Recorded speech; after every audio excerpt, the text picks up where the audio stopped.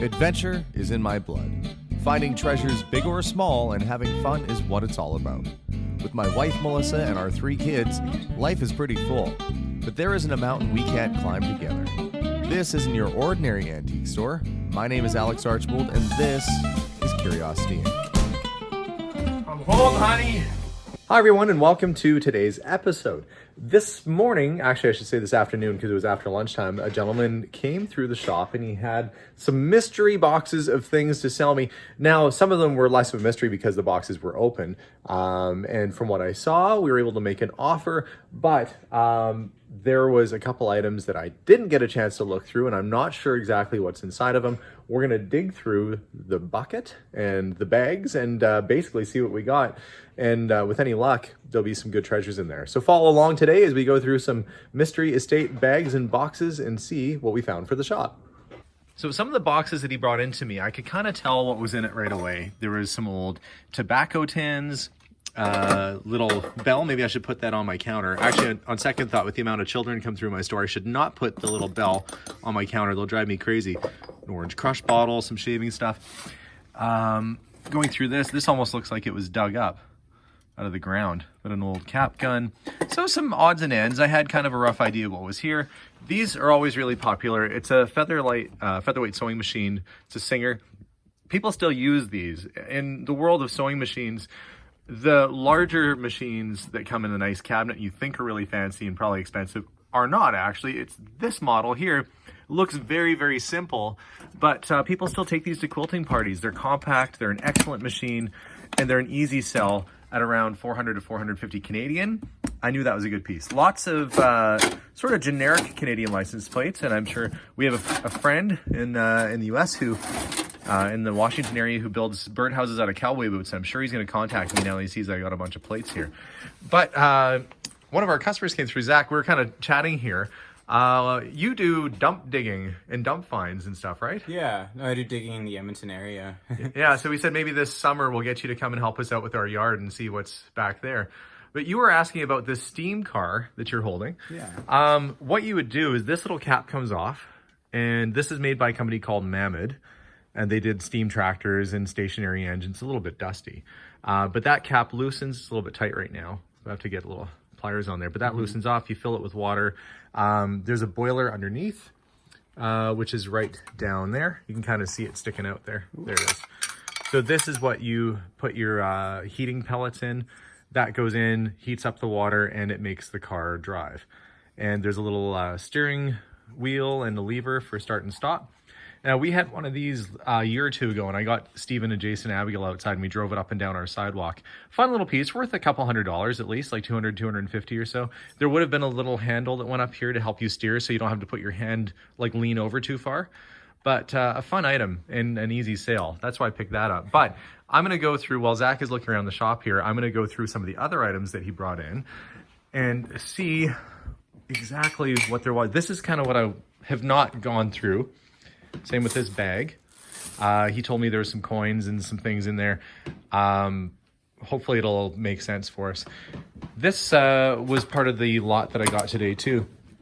It's an Italian, I think you would say Marazza accordion. It's a big one. I do have accordion. Don't ask me why I have so many accordions. I don't play the accordion. I don't know that many Italian people, but I could start a whole band. I could have a whole polka thing going on here. Nice piece though, you know, for someone who's playing accordion. It's got that great kind of look, and there are still people who play accordions out there.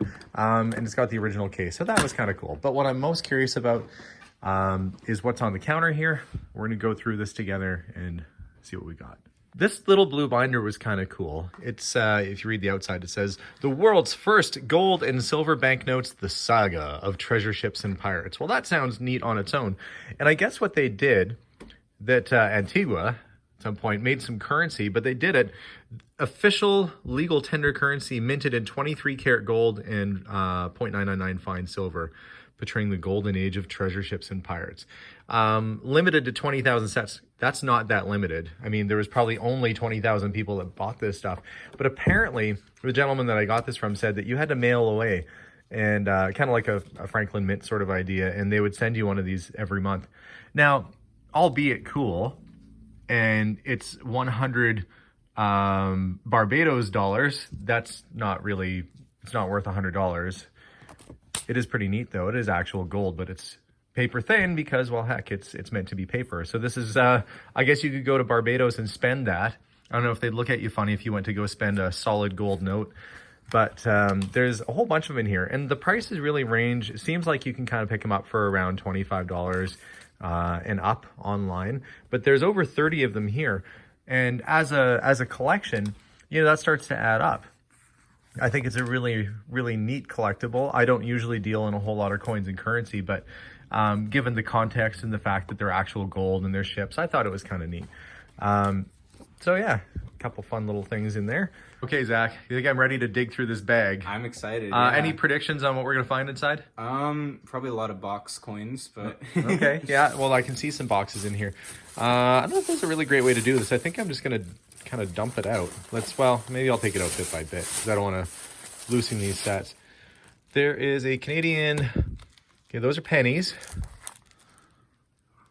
And some of them go back to 1920, so it looks like it starts in 1920, right when they started with the smaller cents, and it goes up to modern or more modern day. Of course, we don't do the pennies anymore.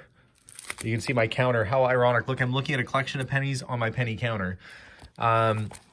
These are a little bit better than turning into a countertop, but honestly, a lot of the pennies that you know, are a little bit newer are not worth a whole lot. This penny right there, that 1936 penny, if there was a little dot down in the corner, could be worth 6 figures. Of course, this one doesn't have it, but you have to check every time you find a 1936 penny. You might find one that's worth like over 100 grand. Not the case today. Okay, so some penny sets, lots of bills. Remnants of what was maybe the world's worst drug dealer who paid everything in $1 bills. But no, these are just old $1 Canadian bills. We don't use these anymore. They're not, oh look, somebody wrote on that one. Lucky dollar. That's somebody's lucky dollar. It ended up with me. Maybe I should keep it.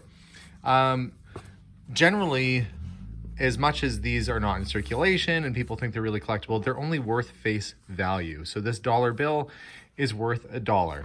Now, they can be worth a fair bit more than that if you have something called like a radar. So if it went 9 to 6 and then 6 to 9, or if it was all 9s or all 2s, anything that's kind of a little bit more unusual, like 3, 4, 5, 6, people collect certain types of digits or serial numbers. I am not a coin and stamp guy. I am not an expert on this stuff, but I can tell you this much. I do know to look for certain things. Like that's almost a radar note. That's 1131177. I'll go through these and see if there's anything that's a little bit more unusual that might help the value a little bit. Otherwise, I'll probably give these out as change to kids who come and buy candy. I like to give them a little memory of the past. It doesn't cost me a whole lot of money. And it's something that they might like. There's also replacement notes too, and I can't remember what the notation is if it's a replacement. I'll have to phone a friend who knows coins and stamps and stuff much better. But there's still like, you know, $40 worth of dollar bills here.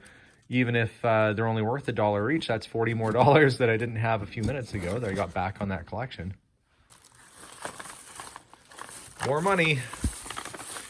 And this is, looks like uncirculated $2 bills. Yeah, they are crisp. These are like brand new. We don't use those anymore. This is called a shin plaster. It's a 25-cent note. And I think they call that, people would actually tuck them down inside their boots and keep them by their shins. So they call them shin plasters. There's some uncirculated 1950s $1 bills. Certain years, not this one, this is a 67, but the 1950s notes, you could find one that had what looked like the devil's face right there in the Queen's hair. And she wasn't real happy about that. Or somebody was on her behalf. They weren't very happy about it. So they ended up taking all those bills back, the devil note bills, and getting rid of them. Now here's some uncirculated ones. Okay, we're finding some bills. That's good. Some good coins and bills in here. It's all kinds of stuff. This is actually like a little treasure bag. Look, an old pocket watch. It's had some serious soldering done on the case, but that's just an outer case. This is a Waltham. Waltham were a good quality watch. They were railway grade in some cases. We're going to open this up and see what kind of grade this watch is, see what it looks like underneath this ugly case. So you might look at this and think that's just a beat up old pocket watch, but that's just an outer case, because look inside, we have what's actually a reasonably good condition gold-filled Waltham pocket watch. And this watch looks like it's a swing out style, which means the movement pivots and comes out from the front.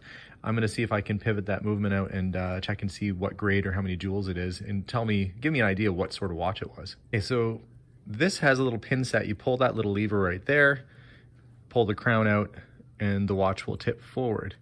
The bonus with this watch is that it actually is in working condition. And if we look at the jewel count, which should be on here, it is a 21 jewel watch.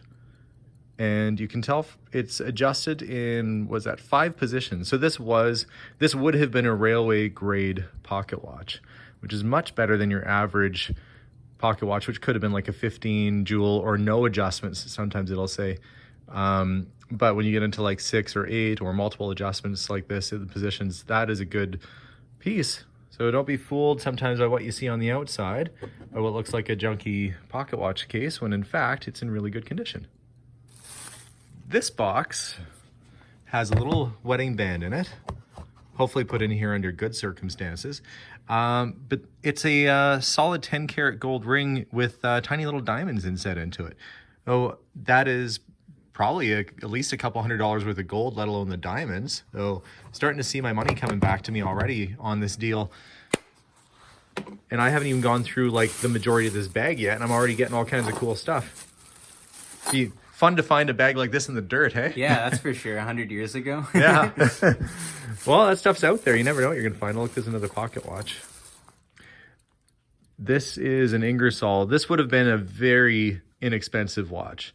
And in perfect condition, running in mint shape, it's worth all of about $25. In this shape, it's probably worth the whole $5. But the fact that that Waltham ended up being in that case made up for the fact that there's going to be a few duds in here.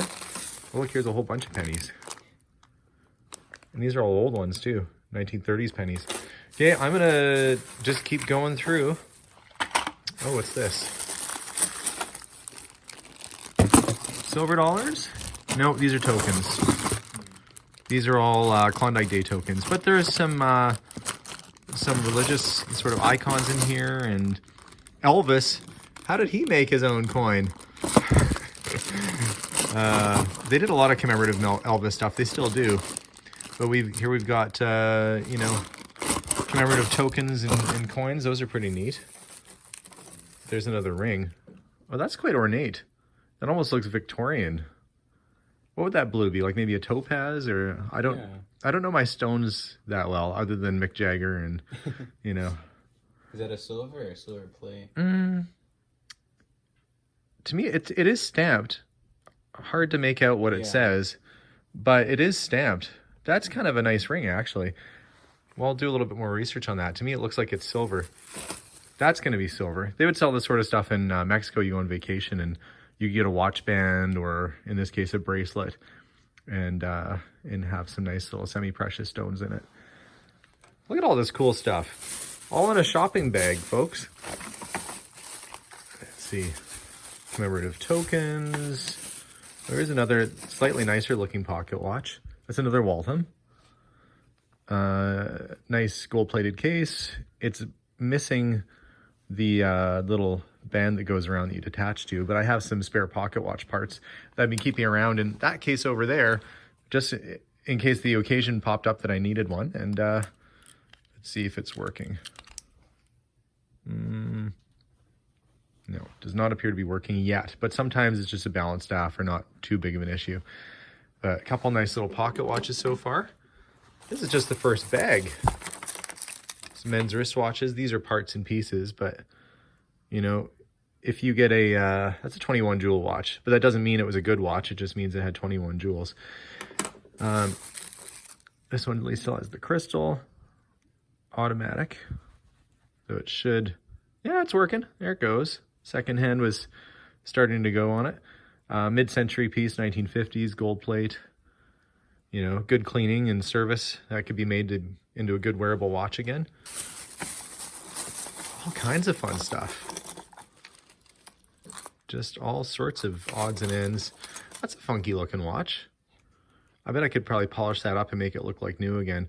You can polish out crystals. Acrylic crystals can be sanded and brought back up with a bit of effort. And this is an automatic, but it doesn't appear to be working yet. I'll tinker on some of these and see. I like to spend time going through watches and looking at them.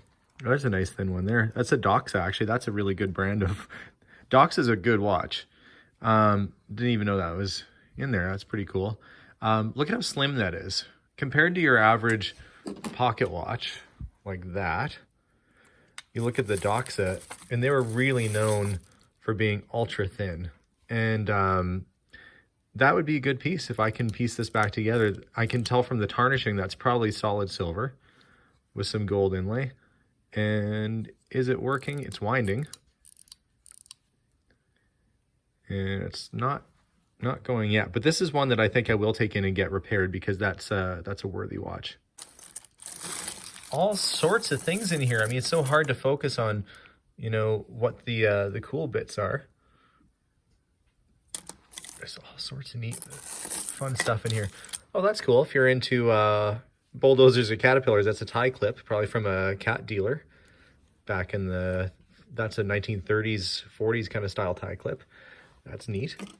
Some of these things are not worth anything, you know, just like a random pin that's probably worth a few bucks to someone. I mean, it's still worth money, but, you know, we're looking for the treasure. We're looking for... this is marked, stamped sterling, or well, 925 silver ring, and we're saying that is a pretty big chunk of silver. You know, you get some semi-precious, like little wedding bands that are most likely solid gold mixed in. Like, that's why it's worth going through this perceivable junk bag of assorted stuff, because there might actually be real precious metals in there.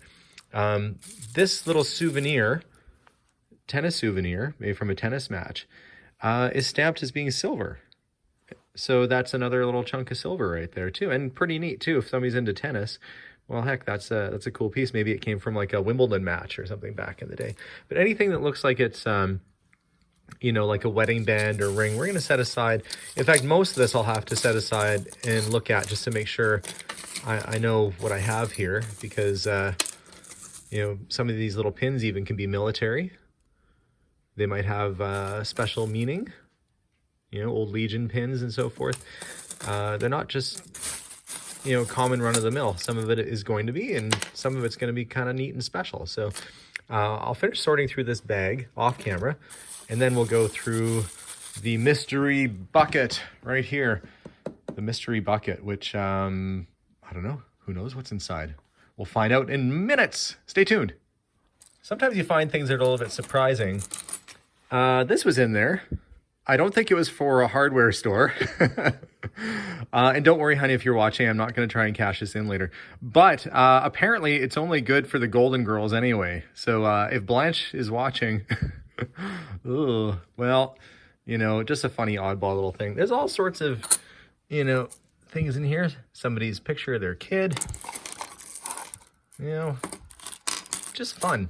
But enough of going through this stuff. I'm going to go through the bucket now, move some of these things out of the way, and see what's in here. Hopefully it's not just a drum of grease. That would really suck.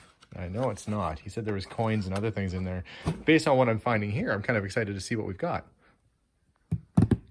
It would say drum roll, but it's drum. Let's see. Okay. Well, nickels. See how complete it is. Okay, well, it's fairly complete. Starting in 1922. We've got every kind of nickel you can imagine. Oh, it's nice when you find a set that's complete. A lot of times you find these books and they're missing, you know, one or two or three or so, but and they had extras that they taped in there. Nice little coin book. I'll put that with the coins and other sorts of things. More shin plasters. Under glass this time. Nice little selection of them. Ranging, you can see the 3 different styles. That's probably why they had this collection put together like that, so you can see the 3 different types. And there's some loose shin plasters right there. Coin sets. Now these are going to be what your grandma would have given you on your birthday. That one's not that old. This is our current coin, but that's 97. I think it was 87 was the year that they came out with the loonie, that one. And it would have been probably around 97 or so they came out with the toonie. I'll have to double check the date on that, but sometimes you get these significant years that can bump the value up of an item too. These are all coin sets, all different years. And more coin sets from the looks of things. Oh, no, stamps. I don't know a heck of a lot about stamps, folks. Unless they're an upside down airplane. Let's see. 1964 dollar set with the silver dollar. And that is uncirculated. Mint. You can tell Queen Elizabeth has a ponytail. She's got her hair back different with a little ribbon in it. She's still a young lady there. Funny, you line up the coins, you can watch Queen Elizabeth get older. If you did as a flip book of pennies, it'd be kind of depressing. Here's another coin set here. This is 91. The 64 is gonna be better because that 50-cent piece and the dollar, those are both silver. And you can kind of see the coloring is different between the quarter and the two silver coins. Silver is, of course, a lot brighter looking than what you see on a regular dime or nickel. But those are gonna have much greater value than the newer set. And some hockey cards. Little Wayne Gretzky's probably only worth $5-10 or so. Still, it's from the 80s, his second year. These other hockey cards, Upper Deck and Pro Set and so forth, they're not really worth a whole lot. They were overproduced. They told people that they'd be the next best thing in collectibles, but you know what? They made millions and millions and millions of them, and as a result, these really aren't worth anything at all. So, great. Buck bag from Reno, Nevada. Well, maybe there's at least a buck inside of it. Let's see what's inside the buck bag. Oh, that looks like it's silver, but that isn't a coin at all. This is a war medal, or it's a medal. Voluntary service medal. And on earlier, if this wasn't World War II, if this was World War I, they would have had the enlisted person's name on the side of the coin. But we don't have it here, but that's a nice World War II piece. Inside the buck bag, we've got a couple silver dollars. Fine silver. What year is this? 1993 Liberty dollar, but it's saying it's 1 ounce of silver. And there's another silver dollar, $1 US. That's a Morgan dollar, 21. There's certain years that are worth more than others, and as I'm filming this, I don't know exactly which years are the better or which are the worse. I know that a Morgan dollar is not a bad thing. And there's a little box here too with more silver dollars. More Morgan dollars, 21 again, same year. And what's this one underneath? 1921. Oh, really good shape though. You can kind of see the condition of her hair. It's very, very fine. It doesn't really have much for wear on it at all. As opposed to this one, where her hair is all worn out and you can't really see it too well. The condition on that is really, really good. It's probably why it was underneath all that cotton in the bottom of the box. So we've got, what, 3 Morgan dollars already? This is turning out to be pretty cool assortment of stuff. Every Canadian has a Crown Royal bag around their house somewhere. Usually it's full of marbles. In this case, it's full of coins. We've got dollar coins, 50-cent pieces. I'm going to have to go through and see if any of these are silver because they're going to be worth a little bit more. They're circulated, so not worth as much. You know, I did a video where I bought a whole bunch of coins at a garage sale a while back. If you haven't seen that, go back and watch it. It really happened. A guy had a big trunk of coins for $300 and there ended up being thousands of dollars worth of coins in there. But once they're circulated, the value is really diminished. But that is a lot of 50-cent pieces. There's another, oh, this one's even heavier. That's even heavier yet. Buffalo nickels, US. And these are early pennies. These are the big ones. These are all teens, probably 1800s and 1900s Canadian and British pennies. And I dumped some of the contents of this bag out because there are some really early Canadian coins. This dates to 1859. Really decent condition. That is only the second year of the Canadian penny. Canada's first penny was 1858. We were chatting here they only did small numbers of those. 1859 would have been the first major distributed year of the penny. And there's other tokens in here too, like Nova Scotia trade tokens. Look at that, 1833. We're getting back there in terms of history, Canadian history right here with some of these coins and tokens. 1861 Nova Scotia. Lots of fun stuff. Lots of treasures too. I'd be careful not to lose them on my penny counter here. We've got some new quarters. We have a pill bottle full of silver quarters. Bags full of old coins. This always reminds me of the scene in the Goonies where they have the bag full of jewels and gems. I know I saw silver in there for sure. Yeah, some of these old English pennies going back to the 1800s and 1900s. Half pennies from Jamaica. There's some world coin in here. That looks like an early one. Yeah, you can tell by the, 1785. See, that would be a nice thing to find in the ground. You find it in a bag in an old grease bucket. It's not as exciting, but it's still exciting. 1785. Boy, some old stuff in here. And this bag is just packed full. More coin sets. We've got silver. Silver dollars, silver 50-cent pieces. It's a big bag of silver right there. These look like foreign coins. There might be some ancients in there too. I'm just trying to get to the bottom of this never-ending bucket of coins and bills. Some US money, $2 coins. Looks like uncirculated 1960s centennial $1 bills. More bills. There's like tons of actual money in here too. Bank of Canada $1. That's an old one. Literally an old one. It's from 1937.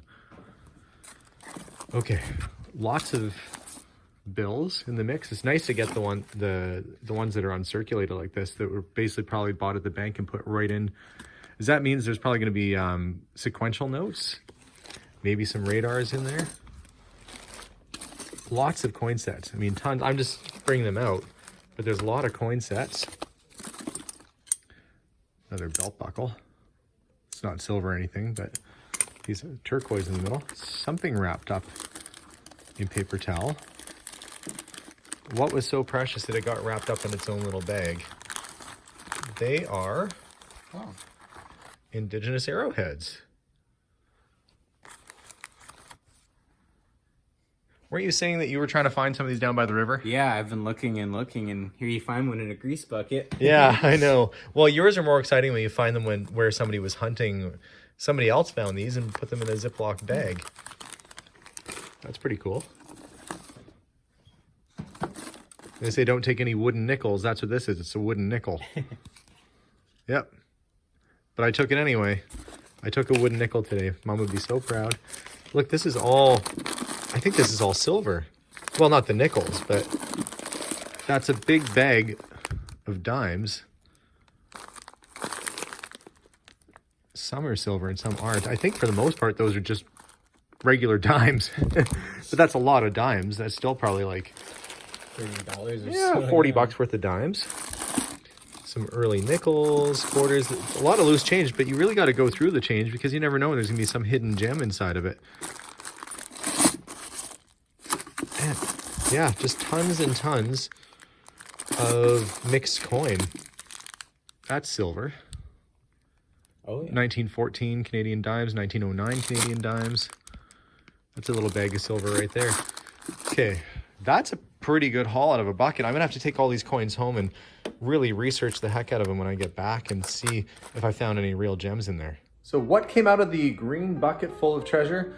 Well, I had so much stuff in there, I had to bring it all home, and I've been sorting it through on my carpet and on my table. Let me show you what was inside. Tons of vintage banknotes, which aren't in circulation anymore. Some going back to the 1930s, and even one as far back as the 1800s, a shin plaster. There was silver and gold rings. Nice, turned out to be silver, ornate, kind of Victorian looking ring. pocket watches, Morgan dollars, several of them. We've got some wristwatches. There's the shin plaster set, coin sets, all kinds of fun stuff. Pins, pennies, knickknacks. These are mainly just regular quarters. This is just regular spendable currency. There are some that are commemorative coins that are a little bit better, but for the most part, that's just regular change. There's all sorts of silver dollars, Canadian silver dollars, and silver 50-cent pieces. Stacks and stacks of them. US money. They bring that with me when I go to New York. Old nickels, dimes, and some of the foreign coins I thought were really cool. And foreign, of course, for us being anywhere outside of Canada where I am. Early British minted Hong Kong currency from the 1800s. There is quite a few coins in here, early Canadian coins, going back to the 1800s, including one of our very first pennies, several of these, 1859. There we go. And the Queen's looking young. They always look a little bit younger. They've got their ponytail, and then later they changed it up. They don't have it anymore. There are some 1830s. See if I can get that to focus. There we go, 1833. These would be from the East Coast, like Newfoundland, Prince Edward Island. Very early trade tokens and coins before Canada even existed and had its own currency. Prince Edward Island had its own. 1871. Then eventually they all had the same currency. There was several coronation, 1937 coronation coins. This very worn coin dates to the early 1700s, 1731, barely legible there. But, you know, coin's been around for that long, you're gonna see some use and some wear on it, but that's still a really early coin to find amongst, you know, a bunch of regular change. So this collection might pale in comparison with the bigger collection of coins that I got last year, but it's still a really good haul. There's tons of change and quarters and dimes that are already just spendable. And then on top of that, you've got the silver coins and some early bills. Really good collection, lots of fun stuff. So thanks so much for watching today's episode. If you like these sorts of videos, make sure to hit that subscribe button and check us out online. You can find us on Instagram at Curiosity Inc., YEG, on Facebook under Curiosity Incorporated. And I've got my work cut out for me trying to get this mess cleaned up before my wife gets home. You guys have a great night. We'll see you all soon, and bye for now.